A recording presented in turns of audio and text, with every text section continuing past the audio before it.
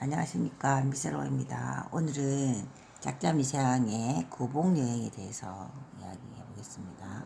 구복여행은 전 세계에 퍼져 있는 그 구비문학이라고 할 수 있습니다.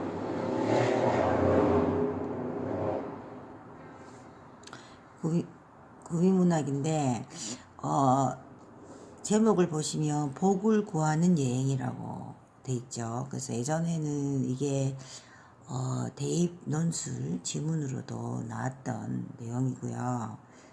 우리한테 교훈을 좀 많이 주는 그런 스토리를 할 수 있습니다. 그래서 옛날에 한 농부가 아들 3명하고 같이 살았어요. 그 교재에는 사부자 이렇게 돼 있습니다. 네. 근데 3명의 아들과 이제 남자 아버지가 이렇게 살았다는 거죠. 근데 이들의 삶이 농사를 지으면 농사를 아주 열심히 지으면 더 못 살게 된다는 거죠. 역설적이죠.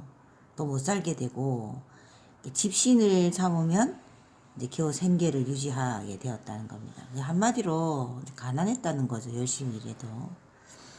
그러니까 이제 여기 이 아들 중에 셋째 아들, 즉 막내 아들이죠. 막내 아들이 자기가 왜 이렇게 못 사는지 모르겠다. 그래서 왜 우리는 복이 없느냐. 내가 옥황상제를 만나가지고 우리는 왜 이렇게 못 사냐고 내가 하소연하러 가겠다. 그게 원정하러 간다 이렇게 나오거든요. 원정 받으러 간다는 게 이제 하소연하러 간다 이런 의미입니다. 여러분들 그 수특에 보시면 이번에 고전산문으로 나옵니다. 그게 이번에 중간고사 범위이기도 하죠. 그래서 이제 아버지가 네가 그 옥황상제가 있는 하늘을 어찌 가노. 그러니까 이제 아들이 이 쇠지팡이를 내가 들고 갈 건데 이 쇠지팡이가 다를 때까지 난 갈 거다. 굉장히 이제 의지적이죠, 이 작은 아들이. 그래도 간다는 거죠. 그래서 결국은 이 막내 아들이 이제 길을 떠나게 됩니다. 길을 떠나서 길을 떠나다가 이제 한 집에 묵고 가게 돼요. 이 집은 이제 한 가부가 살고 있었어요. 예. 한 가부의 집에 묵게 되는데 이 가부는 앞에 논밭이 많은 집이에요. 그러니까 이 여자는 돈이 많아요. 재물이. 근데 이 여자가 남편이랑 결혼하면 남편들이 쪽쪽 죽는다고 돼 있어요. 그러니까 자기는 왜 이렇게 남편이랑 같이 살 수 없고 남편을 구할 수 없는지 이제 모르겠다. 그래서 이제 셋째 아들이 나는 지금 옥황상제 만나러 간다라고 하니까 이제 이 가부가 이 셋째 아들한테 부탁을 해요. 내 원정도 좀 가서 들어달라고. 옥황상제한테 가서 왜 그러냐고 좀 말해달라 이렇게 하는 거죠. 그래서 알겠다 하고 이제 또 길을 떠납니다. 길을 떠났는데 이제 바다가 나타나는 거죠. 그 바다에 이제 배 한 척이 있어서 또 아들이 배를 타고 이제 가는데 산이 하나 있는 거예요. 근데 그 산에 산 꼭대기 올라가니까 맥방석 같이 반짝반짝 번들번들 하는 게 있더라는 거죠. 그래 봤더니 이 구렁이가 있었어요. 이묵이라고도 하죠. 이렇게 용이 되어서 하늘로 올라가지 못하는 그런 구렁이를 이묵이라고 하잖아요. 그래서 이제 작은 아들이 떡국산정에 원정 받으러 간다고 하니까 이묵이도 나는 득천이 정말 득천이 뭐냐면 교재에는 득천으로 되어 있는데 그게 승천이거든요. 내가 하늘로 승천하고자 하는데 내가 여의주가 2개나 있는데 못 가고 있다. 옥황상제 만나거든 왜 그러니 좀 말해달라 이렇게 말해요. 그래서 이제 작은 아들이 알겠다라고 이제 해주는 거죠.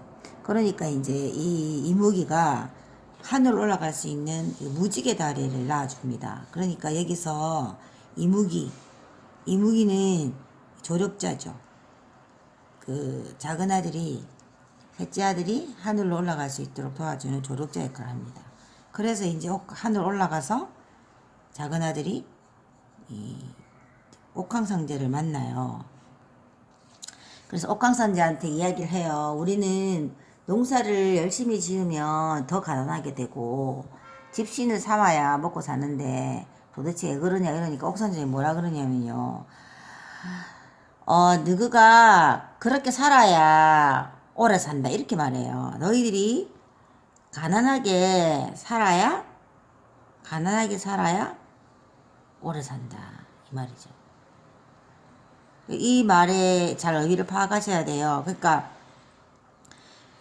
결국은 이렇게 살지 않으면 오래 살지 못하고 빨리 죽는다 이런 말이잖아요. 요게 문제에 언급이 되어 있더라고요. 그래서 그 의미를 잘 파악하셔야 될 것 같아요. 그래서 결국은 답을 얻지 못하는 거죠. 그 본문에는 그렇게 돼 있습니다. 제가 이게 교재가 있기 때문에 읽어드릴게요. 이렇게 돼 있어요.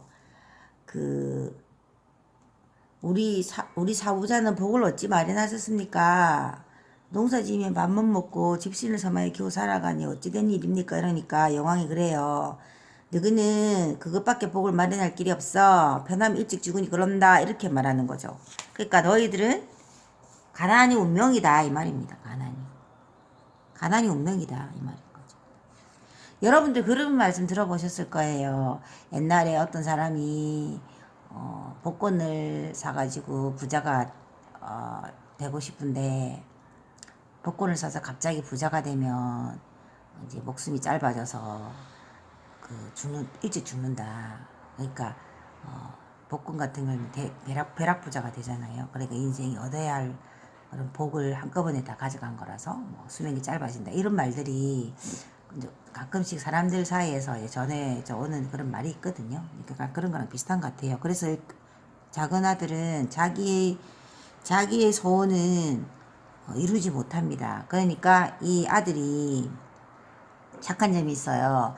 보통 자기 소원을 못 들으면 이제 화가 나니까 다른 사람 소원을 돌아봐줄 경향이나 마음의 여유가 없잖아요. 그런데 이 작은 아들은 그러면 가부는 왜 남편이랑 못 살고 왜 이무기는 득천을 못하냐고 물어봐줘요. 다른 사람의 문제를 해결해 줍니다.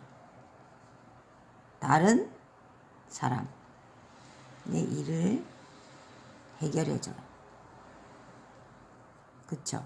이거는 결국 뭐야? 타인을 배려하는 거죠. 타인을 먼저 배려하는 겁니다. 용왕이 답을 줍니다. 이 가부 여자는 여의주를 하나 가진 남자랑 결혼하면 남편이 안 죽고, 이 용은 욕심이 많아가지고 여의주를 2개나 가지고 있으니까 못 가는 거지. 여의주를 하나만 취하면 된다 이렇게 말하는 거예요. 그러니까 결국 이제 그 이야기를 듣고 이제 아들이 이제 돌아오면서 용에게 말을 해줘요. 네 여의주가 2개나 갖고 있어서 네가 욕심이 많으니까 여의주를 하나만 가지고 하나는 내다오 이렇게 말해요. 그래서 아들은 이 용이 셋째 아들한테 용을 주고 자기는 하늘로 곧 승천합니다. 용은 뭐예요? 욕심을 버렸죠. 용은 욕심을 버림으로 말미암아 자기의 소원을 성취하게 됐습니다. 그리고 또 뭐예요? 세 번째, 작은 아들은 남의 소원을 들어줌으로 인해서 자기도 복을 받은 거죠. 자기도 여의주를 얻게 된 거예요. 그래서 이제 다시 또 이제 가부집에 갔어요. 그래서 가부집에 가서 당신은 여의주 가진 남자랑 결혼하면 남편이 안 죽는다더라 이래가지고 나 여의주 가졌으니까 나랑 결혼하자 이렇게 말하는 거죠. 그래서 이 작은 아들은 또 결혼도 하게 됩니다. 가부의 소원도 들어주고 결혼도 하게 되는 거죠. 지금 보세요. 결국은 작은 아들은 용왕한테 가서 문제 해결을 못했지만 이렇게 타인을 배려하고 타인의 문제를 먼저 해결해 줌으로 인해서 자기는 모든 것을 다 가지게 되었습니다. 아까 여의주도 가졌잖아요. 여의주를 하나 가졌으니까 나중에 또 승천할 수도 있는 거잖아요. 그리고 가정도 이루었고 또 재물, 여자가 재물이 많았잖아요. 그러니까 같은 재물도 같이 얻게 되는 거죠. 그래서 마지막 장면에는 그렇게 돼 있습니다. 자기 집으로 와가지고 아버지와 형들을 만나서 잘 살았다 이렇게 끝나거든요. 그래서 여기 이제 그 수특 문학에는 어떤 사람의 구술자, 이야기를 전달해 주는 사람들이 우리에게 이야기를 전해주는 그런 형태로 되어 있습니다.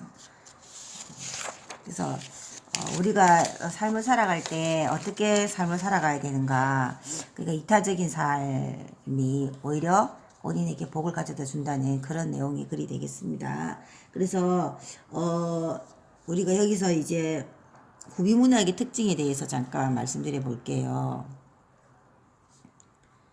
구비문학의 특징은 지금 봤다시피 그 구술자, 이야기를 해주는 이야기 전달자죠.